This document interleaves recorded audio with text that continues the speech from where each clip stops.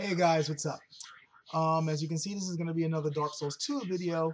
However, I wanted to do this intro first because there's a couple of things I need to explain about this video before we go on.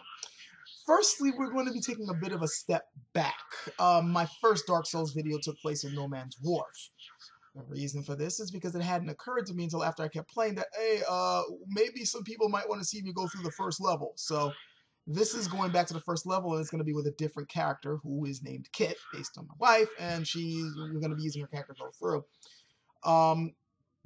Even though we're going to be going back through the first area that I go through in the game, which is the Forest of Fallen Giants, I don't start from the very beginning because I thought I had been recording footage of me running through the beginning, and it wasn't until I had already, ran inside, dealt with the goons, went past the Hide Knight and everything, and opened up the second bonfire that I realized, oh, I forgot to record. So none of that's going to be there. Granted, though, with all the Let's Plays that are on YouTube right now and elsewhere, do you really need me to, show that part? I hope not. Forgive me if you guys wanted to see me go through that part, but it's kind of, it's the first part of the game, or at least usually for some people it's the first part. I know other people who start off with Hyde's Flaming Tower, but I always start off with the forest first. So where I'm going to be beginning from is actually that place where you drop down to get the fire sword. Those of you who know what I'm talking about, you know where it is. The rest of you, just watch, you'll see. Also, I decided you're going to be seeing more of the Kit character. I'm going to be bouncing back between Nathaniel and Kit to show you different ways that I'm going to be going through the game, because even though both of them are dex builds, the weapons that I'm planning on them ending up with, as well as the way I'm leveling up, is going to be slightly different. Nathaniel's basically going to be a dex int character. He's primarily going to be relying on dex weapons and sorcery, and his end goal is to ultimately end up with the blue flame. In fact, I think I'm probably going to be dual wielding the blue flames. I'm still deciding whether he's going to be dual wielding blue flames or have a blue flame in one hand and another sword in the other. The Kit character, on the other hand, is going to be a mix of int and faith with a higher emphasis on faith. So she's probably going to end up with lightning rapiers. I don't know. We will see. It just depends. I'm just going to kind of go on different routes, and I'm going to bounce back and forth between them depending on the area I'm in and depending on my mood and so on. Finally, I'm already apologizing for it in the video, but you're going to notice some sound syncing issues with the gameplay sound. Don't blame me, blame Shadowplay. This is the reason why, like I said, the vast majority of videos, in fact, these are the last videos, these ones done with Kit, these are the very last videos that I record with Shadowplay, I think. I believe so. There might be a couple more that I do in the Lost Bastille, but I doubt it. I don't think so. Let me make sure before I make a liar out of myself. Hold on. You can't hear any of this noise. Yeah, I am pretty sure that is the last. I am pretty sure. Yeah, that is the last. These videos here that I'm showing you are the very last ones I recorded with Shadowplay. After that, I stuck with Open Broadcaster software, and it's going to stay that for the remainder of my recording, unless Shadowplay fixes some stuff, its sound issues, because you're going to notice in the video that the sound just off syncs. Then again, I'm not so sure, because it's funny. Sometimes when I play it back, the sound is off. Other times I play it back, the sound is fine. It's weird. Again, I don't have these issues with Open Broadcaster, so there you go. And yes, for those of you wondering, yes, my wife is playing Fallout again. She's always playing Fallout without fail every night that game's on. So anyway, just want to let you know why these videos are going to be the way they are. And without further ado, let's get into the gameplay. Hey guys, what's up? Hurry, and this is basically when I get my character to bow and say hello. Right off the bat, I'm pretty sure you're going to notice some differences here, which I'll get into a moment. But first, I just want to show you where I came from before I got to this spot. This is indeed the, the Forest of Giants. And that's basically where I came from to get to this spot. Like, basically, I just ran down those scaffoldings and made that jump and then ended up in this tree branch, and we're going to continue from here. So, This narration is being recorded after the fact because I recorded this again with Shadowplay, you know, way back when the sound problems were happening. So I basically did it without me narrating live just so I wouldn't have any sound issues, which is why, like I said, the later videos were all done with Open Broadcaster software and not Shadowplay, so I wouldn't have this problem. You're also going to notice, and right now I'm switching a different weapon with her, you're going to notice right now that I am using a different character. This is Kit, who's based on my wife, and it's remarkable just how similar, it's eerie how much she looks like her. Basically, if you spend the time in Dark Souls 2 character creation, you can pretty much make these people look however you want them to look. It's great. As you can see, I'm dual wielding with her, as I'm later on going to be doing with my Nathaniel character. And her character was basically being done as an experiment. That was an easy backstab there. Well, back attack. It's not really a stab, is it? With her, I was going to be experimenting on different type of dex weapons. And even though my Nathaniel character, easy parry, even though my Nathaniel character is also going to be a dex character, he's mostly going to be dex int. Like, you know, intelligence and dex are going to be boosted up. She, however, is going to be dex with a mix of faith and int, but leaning more on the faith side of things. And I also was going to be doing a lot of experimentation with her to see what really works good with weaponry. My original plan with her was to go with dual lightning rapiers, but something happens later on, and you'll see a couple of videos down the line, where I realized it is a better option with her. I'll give you a hint. It has to do with that weapon she's holding in her left hand right now. As you saw, as I just did just there for people who haven't played this game yet, I ran in and quickly ran out because I was trying to get those guys to pop down. They want to ambush you from behind, and I pretty much was hit to the game, so to speak. I'm going with standard dual wielding here because I'm pretty good with parrying with the saber. I didn't go into the so-called power stance, which I hate that term. I'm calling it ambi stance from now on. So, just noting. Now here, the reason why I came here is because there's a really good weapon here, the fire longsword, which I wanted her to use at first before I realized it was a better set of weapons to give her. But at first I wanted her to use the fire longsword, so I was getting it from here. And the timing for this is quite easy, as you're about to see. You just have to wait for the first fireball, and the second it crashes, that's when you lunge through the door. And as you can see, you got plenty of time to get in there before he launches it again. There's no reason to get hit here. So here's where the fire longsword is, and it's a useful weapon early on in the game. Really useful no matter what your build is. Well, no matter what your melee build is, I should say. If you're going mostly sorcerer, then it might not be that great a weapon for you unless you boost up the stats to be able to use it. So at this point, I'm pretty much done with this area, so it's time to climb back up. There's a treasure beyond those ladders. I think I'd already grabbed it. So she's just climbing up the ladder.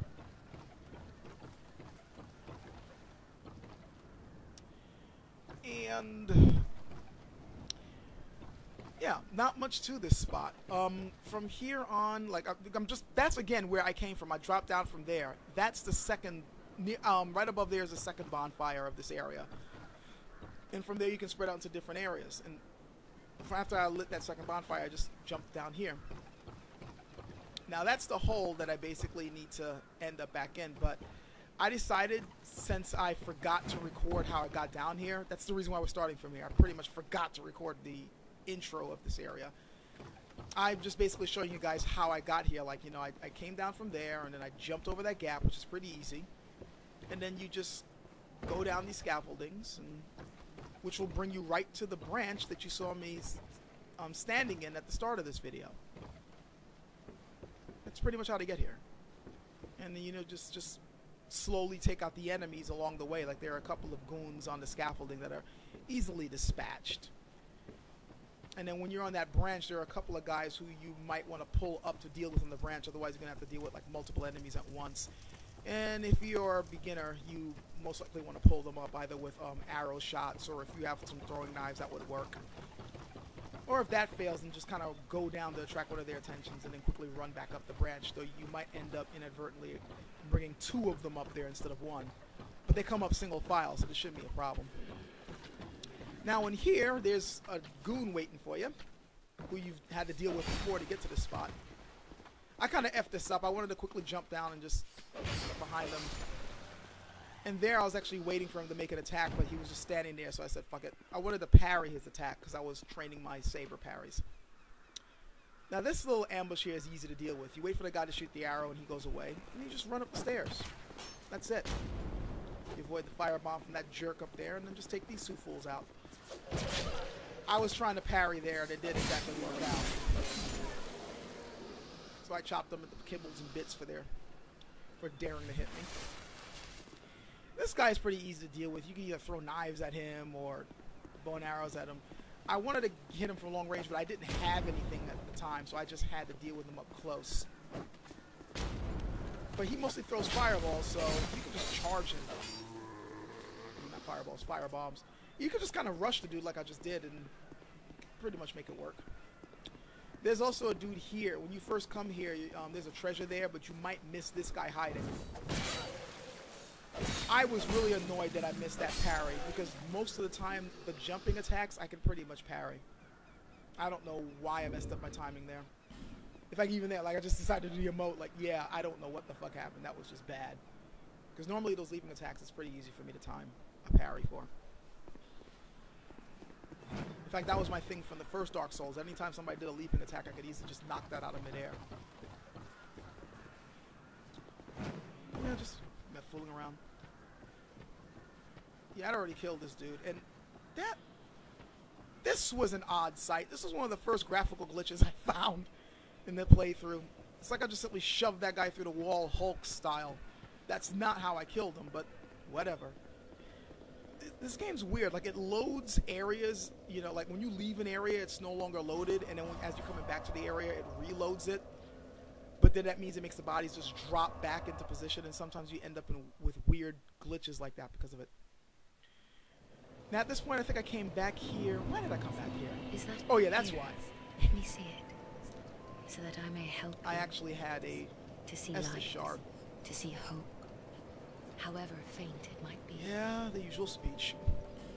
Yeah, just give it to her and then get upgraded. Come on, here we go. I think I did some leveling up after this. Did I or did I not? I don't think I did. It's been a while. Like I said, it's been a while since I'm catching up with the recordings I've done now. So I think at this point, yeah, that's right. I came here to open up this this spot. The Leningrad key you have to buy from Valencia, who's that woman you saw at the bonfire earlier. Not the Emerald Herald, but the other bonfire. Now I can get to work. But first, let me set up. Come again later. In other words, wait for the game to load him in there before you can use the services. Anyway, yeah, I'm just, you know, going in there, get the short bow. Actually, the reason why I kept going back and forth is because all of a sudden there was like a weird...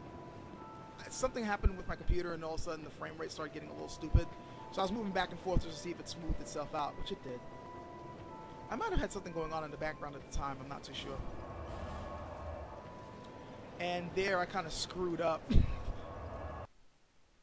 I was supposed to, I think, head back to the forest. And because I was speeding through things, I accidentally came back here. Actually, maybe I meant to... Oh yeah, that's right, I was planning on doing a little bit of purchases. And as you can tell, by the way, the sound is off. This is, again, one of my problems with Shadowplay. You get these weird sound glitches in it. Nothing I can do about that, guys, unless I decide to kind of F with the sound and, like, try to manipulate the sound and separate it from the video and then put that. And I don't really feel like it. Besides, I think the sound kind of realigns itself later on. But again, sorry about that. This is why I am not going to be using Shadowplay for a while until I can figure out what the hell the problem is with it. You again? Again, sorry for the sound syncing problems.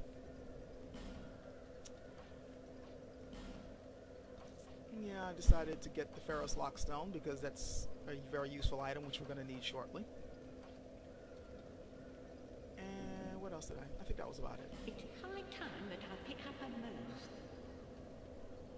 I've a bargain for you next time we meet my lover. Yeah, once you get her to say that, she's pretty much going to end up in Majula once you're done with the bosses here. And I think they threw in that "thank you kindly" as kind of a nod to the first merchant you bump into in the first Dark Souls. Because that's the line he says after you buy stuff from him. He also happens to be rather creepily giggly too, so makes me wonder if she's a descendant of his or something. So, running back in here, and I think it was to buy arrows. Actually, no, it was more just to get him to talk. This is dangerous work.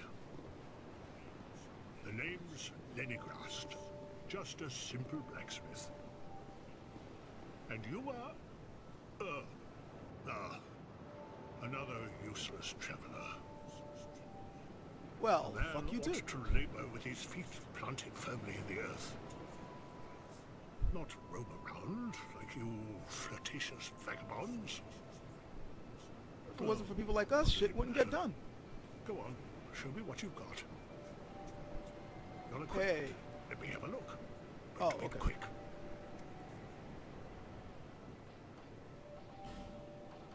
That line probably could still be taken the wrong way. As you can see, he sells really useful items, and to me, the most useful thing he sells, particularly since I like playing dex builds, are his arrows. I'm always coming back to him for arrows, though later on, once I bump into Macduff, then this guy's arrows aren't as useful to me anymore, because I tend to I move over to iron arrows real quick once they become unlimited. But here, as you can see, he has a limited number of iron arrows. So in the beginning, I tend to only use iron arrows to deal with obstacles or to break certain vases and things. So at this point, if I remembered my playthrough, I was basically looking at which weapon to upgrade further and also discussing the weapons that I wanted to go on with her. As I'll touch on this a bit about what are the good weapons to start with as a dex character, because it's kind of limited at the beginning. But you kind of want to put away the short sword and move on to something else, like a rapier. In this case, I figured I was going to stay with the fire longsword because it's useful in the beginning. And I like its sweeping attacks, which is something that, you know, other dex weapons like the rapier don't have. So at this point in the game, I decided it was good for me to level it up. Don't spend your whole life in transit, you hear? Okay. You'll need souls to repair and improve equipment. Their sound is fixed again. I know only of smithing, but souls have many other uses as well. Don't waste your souls on useless trinkets. Think before you spend. That's actually pretty good advice for this game, at least at first. Like later on, if you know what you're doing, you can get as more than enough souls to get what you need. But in the beginning, you got to be kind of frugal and plan out what you're going to be paying for. One general tip that I usually hear people say in the game is to, in the beginning, you may want to spend more on upgrading your weapons before leveling up.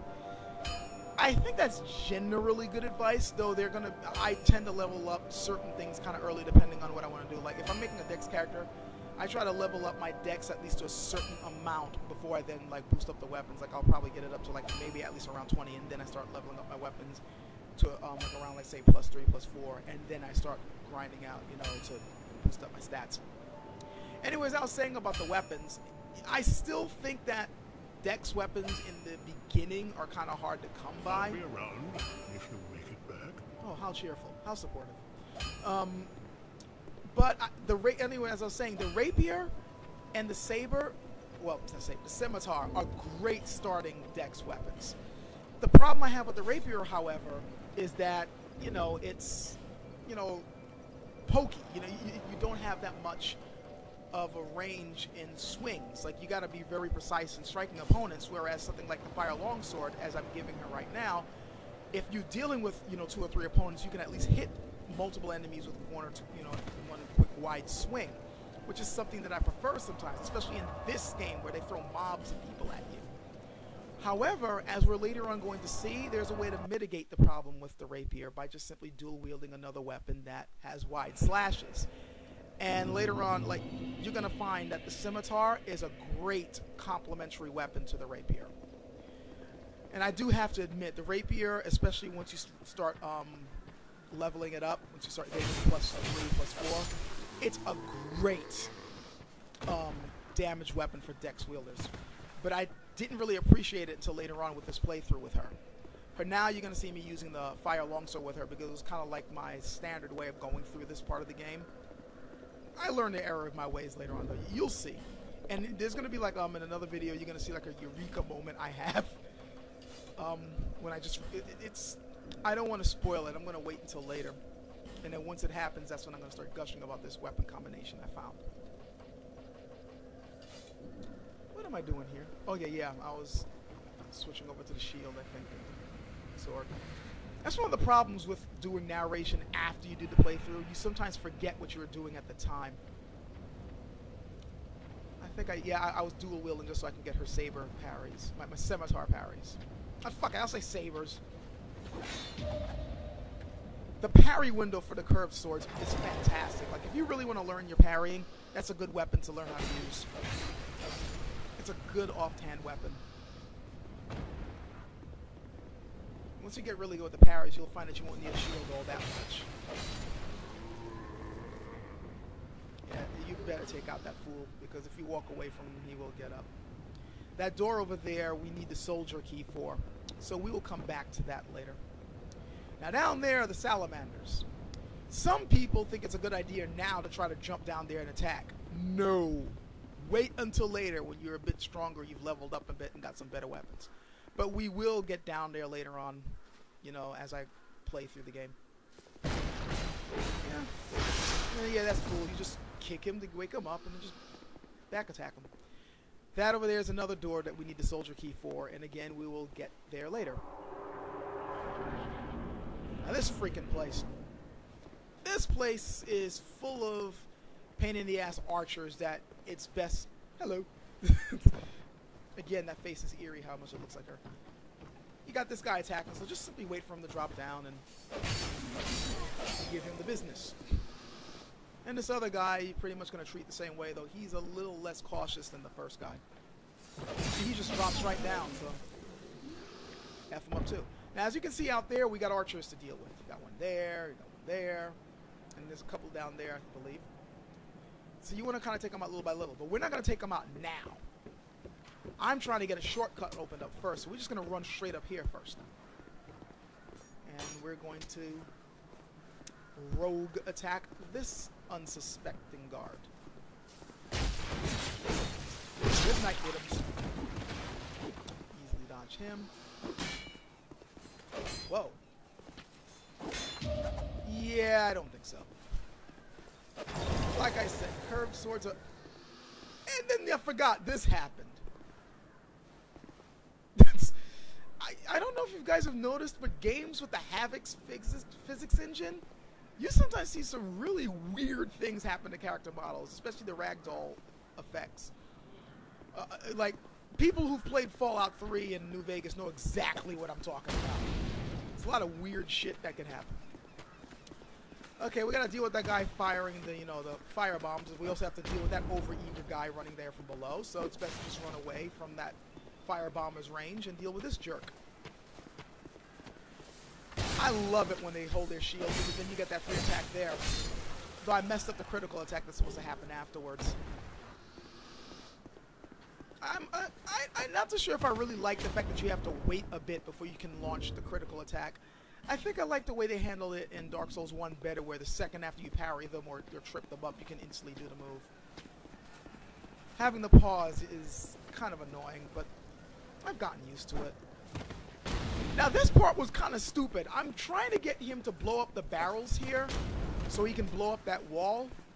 And for some weird reason, it just wasn't working out the way I wanted it to.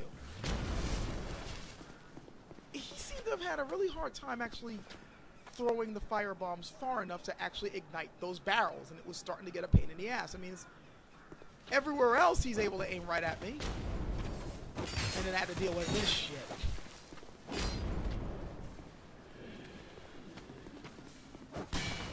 Yeah, I wasn't ready for that. I was ready for that. And he gets steel between his ribs for his trouble.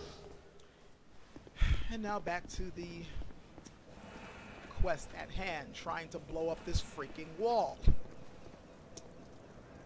I mean, you'd think this would be easy, but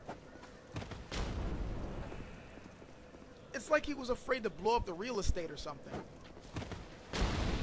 That one I was pretty sure was going to work. I mean, it looked like it went right at it, but no. I mean, I was wondering maybe the blast radius wasn't big enough. Like, maybe I had, like... Normally I could just stand right next to the barrels like that and it would work. But here, it just was not working out. See, again, he threw it pretty short. And we're waiting. And waiting. I think at this point I kind of resigned myself to the fact that I might just accidentally get blown up trying to bait him over there. So that's why I topped myself off. And in here I started getting impatient because he wasn't even throwing the bombs anymore. So I figured if I just hit him with an arrow, maybe that will motivate him. And then we had to deal with the invisible corner shit. And yeah, see, I hate the invisible corner shit that happens in this game. There we go, headshot. You'd think that motivate him, like, you know, having an arrow in the eye socket might make him angry enough to throw a firebomb, but no.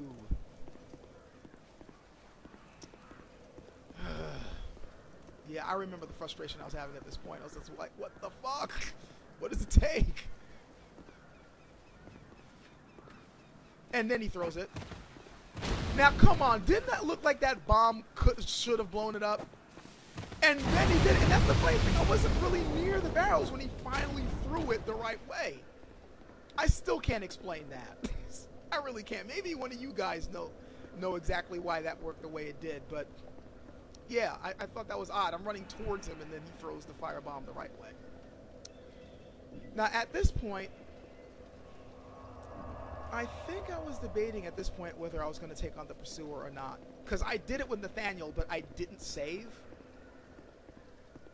So I think at this point I was going to... Yeah, I think I was debating whether to take on the Pursuer or not. Yeah, parrying these guys is kind of hard because they're so fast. I just said screw it and killed them. But I was trying to see if I could try to parry those quick stabs. And I have to admit, it's really difficult for me. I'm not Vegeta 311. I'm not at that level of parrying skill yet.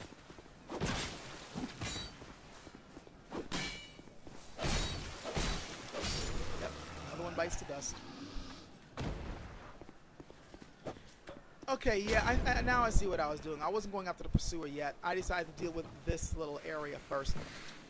Now, I've noticed, like, some beginners having a really hard time with this spot, and I don't know why it's that hard. All you gotta do is just bait the enemy. Now, this happens sometimes, not all the time. It annoys me when the ballistas miss, but what you're really supposed to do is what I just did there, where you bait the guy to come out, they fire the ballistas, and it usually is supposed to hit that guy, but sometimes he ends up moving away before the ballistas hit him. So that means you got one more enemy to deal with. And the sound fucked up again, as you can tell. Seriously, Shadow Plague is another use. I just go over here and I just blast these guys with witching urns. Though I don't like using all of them because I like saving them for later. So I like tossing maybe 2 or 3 of them down because I usually have 5 of them at this point. This time I really want to save them, that's why I only tossed 2 down. And I think at this point I figured that I could just use the bow. And I could. Stupid floor. Stupid sound syncing issues.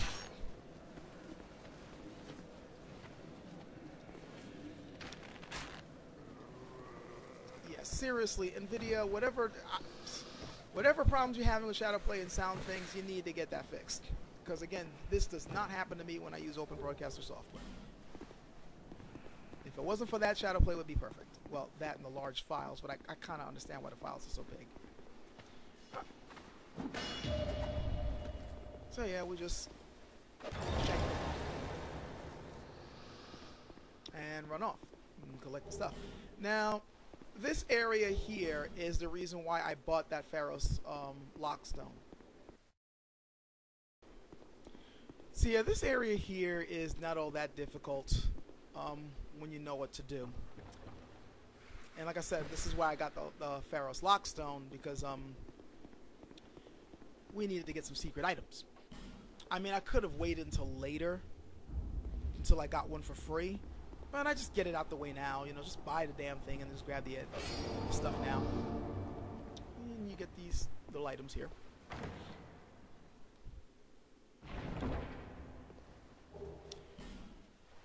one. Some Titanite. Very good. Titanite's always useful, especially with all the upgrading you got to do.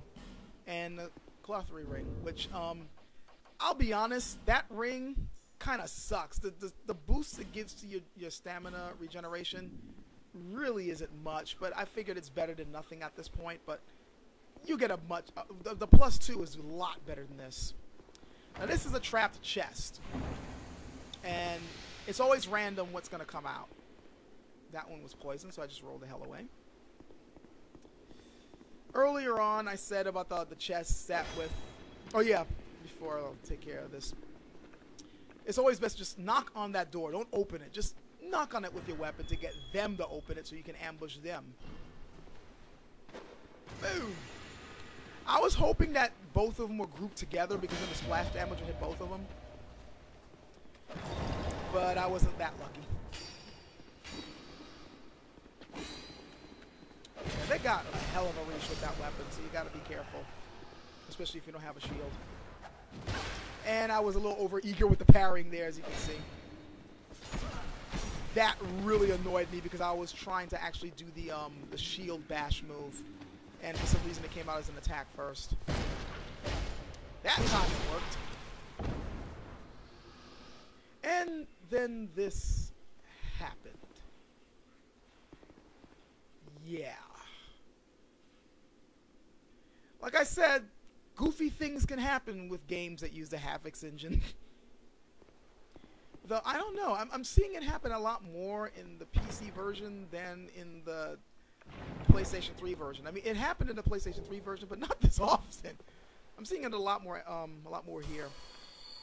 Actually, there are a couple of other glitches in the PC version that I have not noticed in the PlayStation 3 version. And yes, I hadn't forgotten about this. I just kind of rushed ahead and took out those guys. Item there, as you can see. But yeah, I'm, like, the biggest annoying, to me, one of the most annoying glitches about the PC version is the fact that weapons seem to degrade faster. And apparently it seems to be linked to the fact that we're dealing with a game that has double the frames. Hello there.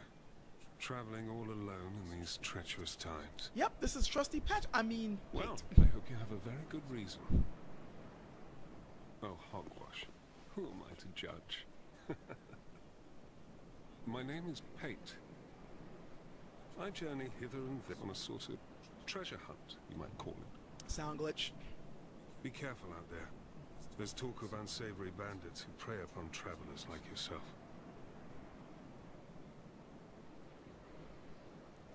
So yeah, this oh yes, is you good be old Pate. cautious if you go any farther. There's treasure in there for certain, but the entrance locks from behind. I saw the same design earlier, and it's the same contraption, I'm sure. I was with this warrior, you see, and he insisted that he go inside first. The rather brusque fellow tried to swipe the loot for himself, but it trapped him inside. I still have the gent's ring. I do hope he wasn't harmed. Uh-huh. I'll leave this one to you. I'm worried about what might be inside. So yeah, this is Pate, and that individual he was talking about, we're going to be bumping up into him later on in the game. And that fellow will not be happy. Again, I apologize for the sound issues. As you can see, I wasn't exactly playing, you know, with dexterity there. And that's when the gate comes down. Now this little area here is got several ambushes. You got like the one that I just dealt with, and this guy who's going to try to take you out from long range. Tried to parry there and it didn't work out.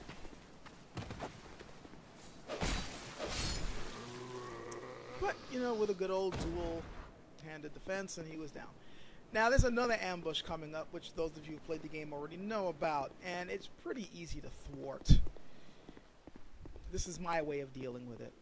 You know, just step over here, get them to start running up, and just run right back outside and get your witching urns ready. And again, I was a little annoyed that they weren't grouped up when I tossed it. But they're not too hard to deal with, you know, just bash and destroy. And then this fool. And he gets to join his buddy. Again, the weird body glitch problems there. The abuse of the physics engine. Now we got this guy up here. This little thing was kind of funny to me. Trying to take out this guy. I try to get... There's a guy up there with a bow. And I always try to take out archers first before I move in. Which is obviously the smart thing to do. But, didn't work out too well because I missed there. Annoyingly enough. So I had to deal with this jerk. And this guy tends to... He'll try to chase you, but if you move away from the stairs, then he moves back up. Which can be a good or a bad thing depending on what your strategy was, you know? So I just let him go right back up there just so I can finish taking out the archer. And again, the invisible walls.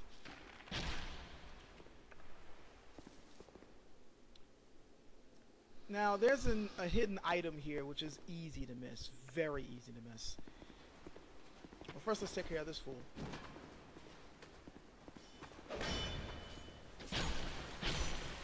Ouch. And I just... It's not too hard to get around those guys once you know how. But yeah, like I said, there's a hidden item here, which is pretty easy to miss, and it's that wall right there. You have to interact with the wall, not hit it, which threw people for a loop, especially people who played the first Dark Souls. Because in the first Dark Souls, you had to hit the walls to make it work. Now here you find some sorcerer stuff, which if you started as one of the melee classes, but you planned on using a bit of magic, then that item is quite useful, which it will be for her. This guy is pretty much easy to deal with.